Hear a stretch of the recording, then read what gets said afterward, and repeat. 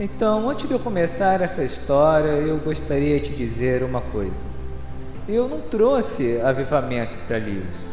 Entristece meu coração toda vez que eu leio um artigo, o homem que trouxe o avivamento para Lewis, ou aviso nas placas das igrejas, venham e ouçam o homem que trouxe o avivamento para Lewis.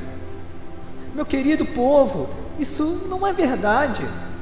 Eu não carrego o avivamento comigo no meu bolso. O avivamento rompeu em Lewis antes de eu ter chegado naquela ilha. Agora você pode me perguntar, o que é avivamento? O que você quer dizer com avivamento? Cada um fala alguma coisa sobre avivamento. Então você ouve as pessoas dizendo, você está indo por um culto de avivamento? Você está indo por uma missão de avivamento? E por aí em diante. Existe diferença gigante de uma cruzada ou um esforço evangelístico por um avivamento. Um esforço evangelístico, por mais que isso seja especial, isso não é avivamento. Mas num avivamento, a comunidade de repente fica consciente do mover de Deus. E isso começa entre o próprio povo. De modo que em questão de horas, não de dias, questão de horas, as igrejas ficam lotadas. Não há nenhuma informação sobre um culto especial, mas algo acontece, que move mulheres e homens para irem à casa de Deus. E você achará em poucas horas uma igreja de joelhos dobrados, clamando a Deus por misericórdia. E o mais recente avivamento de Lewis foi isso que aconteceu. Agora, como isso aconteceu? Esta para mim é uma história muito interessante que eu quero contar. Uma mulher idosa com 84 anos e cega teve uma visão. Durante essa visão, ela via a igreja de seus pais lotada de jovens. E ela viu um ministro que ela não conhecia no púlpito. Então ela chamou o ministro da igreja e contou a sua visão. Esse ministro era um homem temente a Deus, um homem que ansiava por ver Deus se movendo. Ele havia tentado tantas coisas, mas nenhum jovem, nenhum adolescente se interessava em ficar na igreja.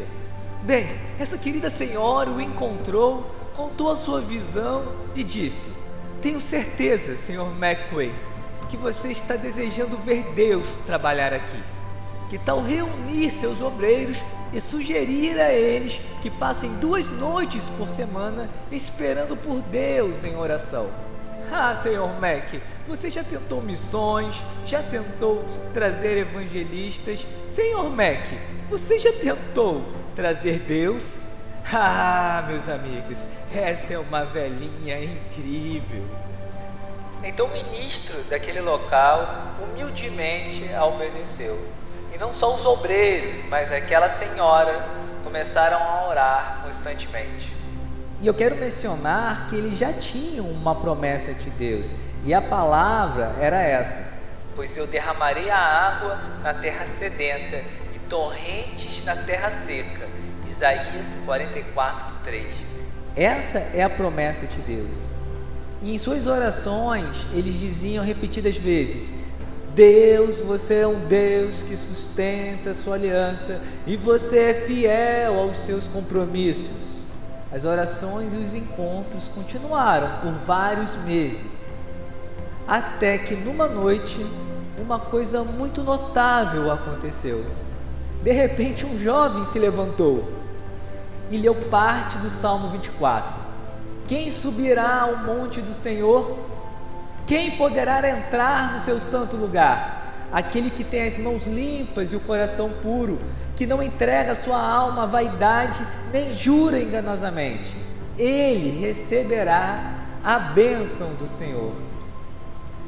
Ele então fechou a sua Bíblia e, olhando para os ministros e para os outros homens que estavam ali ajoelhados, e disse isso: parece que para mim que isso tudo é uma falsidade. Ficar orando como estamos orando, ficar esperando como estamos esperando, se nós mesmos não estamos posicionados corretamente diante de Deus. Ah, meus queridos irmãos, vamos levar isso a sério. Ele começou a orar, perguntando para Deus: Deus, minhas mãos estão limpas? Meu coração está puro? Esse querido homem não foi adiante. Ele caiu de joelhos e depois se deitou de bruços. E em questão de minutos, os 3 anciões entraram em êxtase. E no momento em que aconteceu aquilo no celeiro, um poder foi liberado em Bravas, que os chacoalhou a ilha de Lios. Eu disse: chacoalhou Lios. Deus desceu. Quando Deus desceu, de repente, homens e mulheres por toda a região foram tomados pelo temor de Deus. Deus desceu. E o Espírito Santo começou a se mover entre as pessoas. E o ministro, escrevendo na manhã seguinte sobre o que tinha acontecido, disse: você encontrava Deus nos campos, você encontrava Deus nas plantações, você encontrava Deus nas casas. Deus parecia estar por toda parte. O que era isso? Avivamento? Sim, avivamento. Não era um esforço especial, não era nada organizado com base no esforço humano. As pessoas estavam se reunindo em grupos e começavam a falar sobre essa estranha consciência de Deus que invadia a comunidade. E em questão de dias, eu recebi uma carta me convidando a visitar essa ilha. E em 10 dias eu estava em Lios, pregando em uma igreja para uma plateia de 300 pessoas. Eu diria que aquela noite foi um bom culto, um maravilhoso senso de Deus, algo que eu não experimentava desde o mover de 1921. Mas nada realmente impactante aconteceu. No final do culto eu pronunciei a bênção, e quando eu estava andando pelo corredor, um jovem veio até mim e disse: nada aconteceu hoje à noite, mas Deus está pairando sobre nós. Ele está pairando sobre nós e vai romper a qualquer momento. Para ser perfeitamente honesto, eu não senti nada, mas você vê que havia ali um homem muito mais perto de Deus do que eu estava. Ele conhecia os segredos. Todos estavam andando pelo corredor e as pessoas já estavam saindo, e ficou só eu e aquele jovem. E ele levantou as suas mãos para os céus e começou a orar: Deus, você fez uma promessa que derramaria água sobre o sedento e inundaria a terra seca, e você não está fazendo. E ele orou e orou novamente, até que caiu novamente no chão em um êxtase. E ele está caído lá, e eu estou parado ao lado dele por cerca de uns 5 minutos. E então abriram as portas novamente da igreja, e um obreiro entrou e me disse: Senhor Campbell, algo maravilhoso aconteceu, o avivamento rompeu. Você poderia vir à porta e ver a multidão que está aqui. 11 horas da noite, anote aí, 11 horas. Eu fui até a porta e devia haver uma multidão entre 600 a 700 pessoas reunidas em volta da igreja. Este homem querido ficou parado ali na porta e sugeriu que cantássemos uma canção. Então eles começaram a entoar o Salmo 126. Quando Deus deu fim ao cativeiro de Sião, como homens que sonhávamos éramos nós. Então, cheia de risos estava a nossa boca e a nossa língua com novas canções. Eles cantaram, cantaram e cantaram. E no meio eu podia ouvir o clamor dos arrependidos. Eu podia ouvir homens clamando a Deus por misericórdia. E me virei para o ancião e disse: acho que é melhor a gente abrir as portas de novo e deixá-los entrar. E faltando 15 minutos para meia-noite, em questão de minutos, a igreja estava lotada. Agora, de onde essas pessoas vieram? Como elas sabiam que havia uma reunião em andamento na igreja? Bem, eu não sei dizer, mas eu sei disso, que daquele bairro, dos bairros vizinhos, as pessoas vieram. Se você perguntasse a algum deles o que foi que trouxe você até aqui, eles não saberiam responder. Só que eles foram movidos por um poder que eles mesmos não podiam explicar. E esse poder fazia com que eles caíssem em si e vissem que eram pecadores, merecedores do inferno. E naquela região, naquele mesmo instante, havia um baile em andamento. E quando aquele jovem orava no corredor, o poder de Deus se moveu naquele baile. E mais de 100 jovens fugiram do baile como quem foge de uma praga. E foram todos desesperados para a igreja. E eu precisei me esforçar para chegar ao púlpito, porque o caminho estava bloqueado pelos jovens que estavam no baile. Quando eu cheguei ao púlpito, eu encontrei uma jovem no chão, estirada, gritando: existe misericórdia para mim? Existe misericórdia para mim? Existe misericórdia para mim?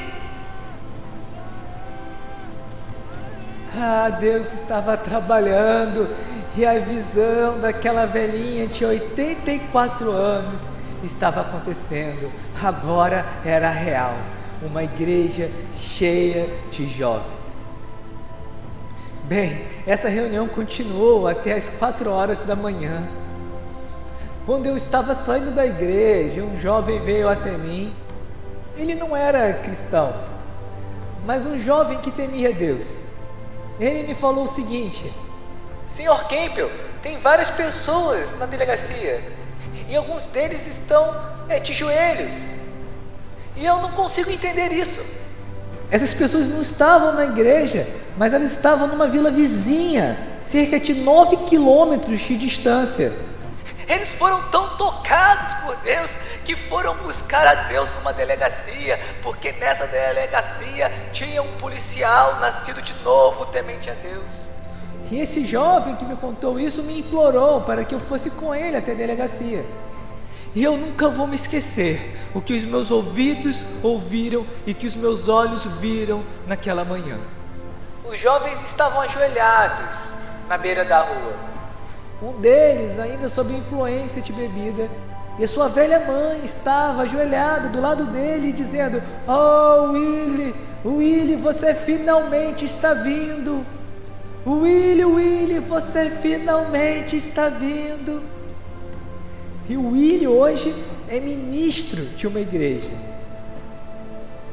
Do grupo de jovens que procuravam o Senhor naquela noite, 9 deles são ministros na igreja.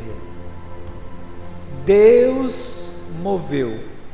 Meu povo querido, isso é avivamento, isso é Deus trabalhando.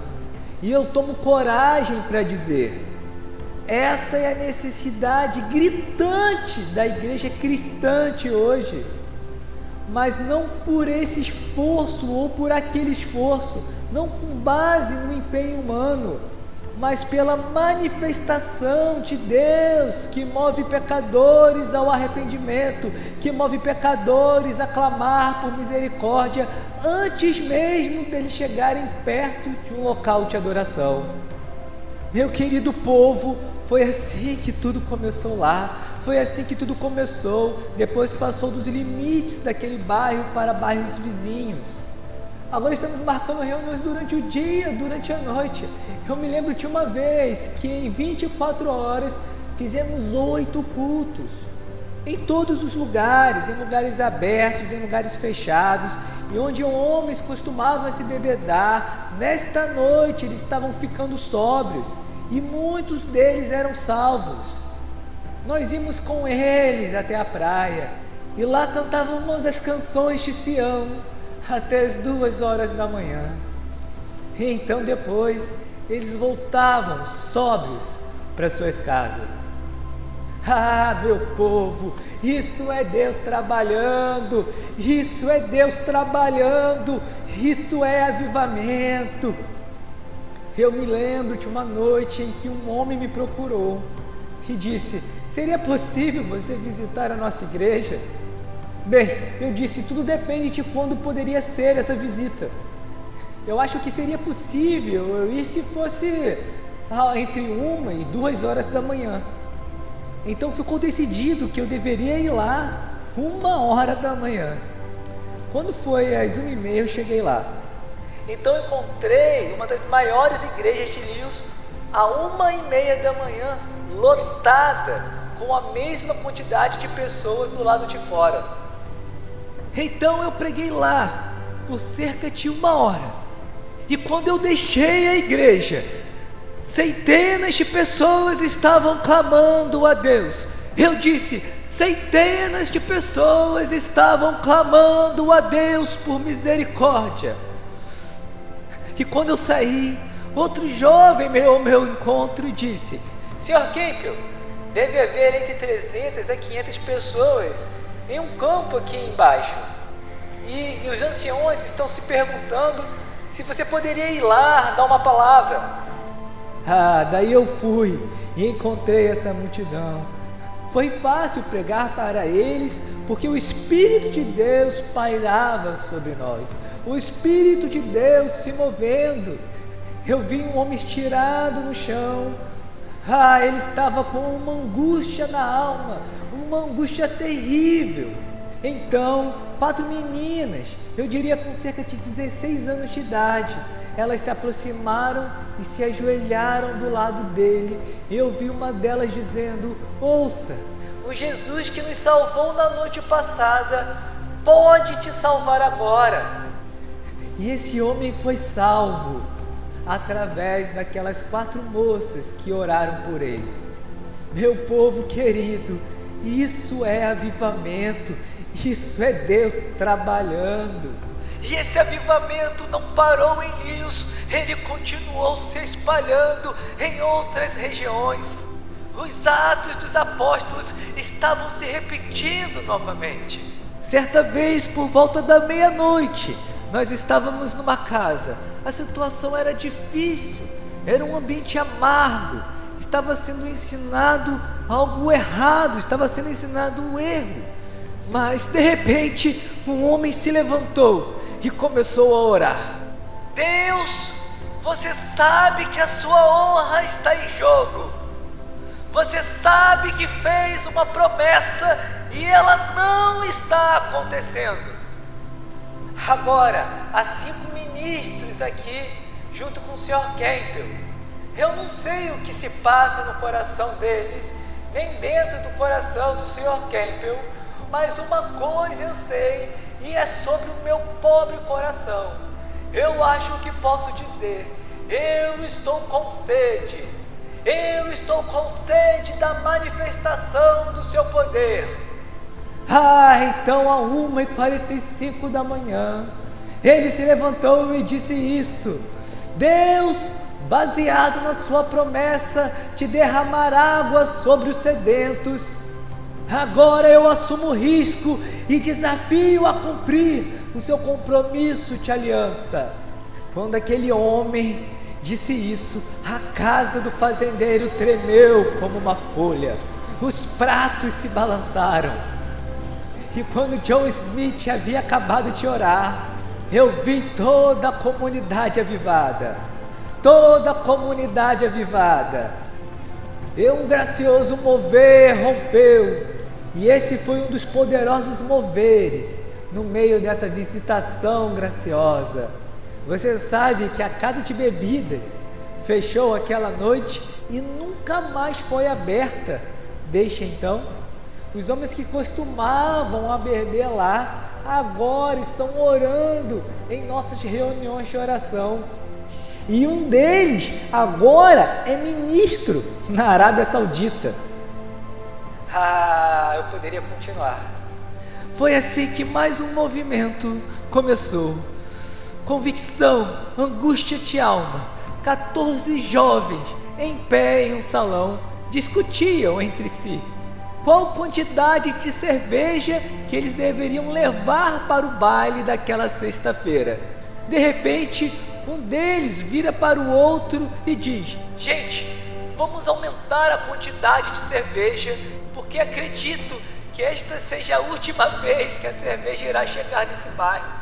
E outro jovem irritado disse: você está sugerindo que esse avivamento vai chegar até esse bairro profano?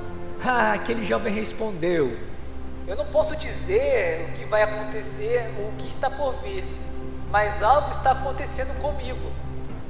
E foi tudo o que ele disse.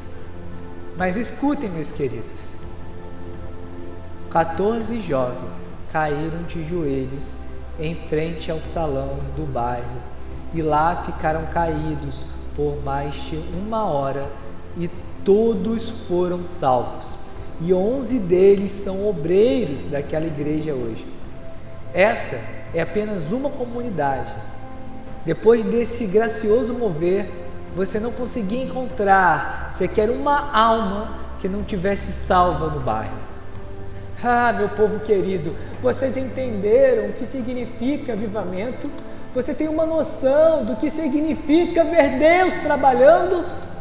O Deus de milagres, o soberano, o sobrenatural, se movendo no meio dos homens e trazendo centenas ao seu reino. Que possamos vê-lo, que possamos vê-lo, Deus trabalhando. Isso é avivamento. Isso é avivamento.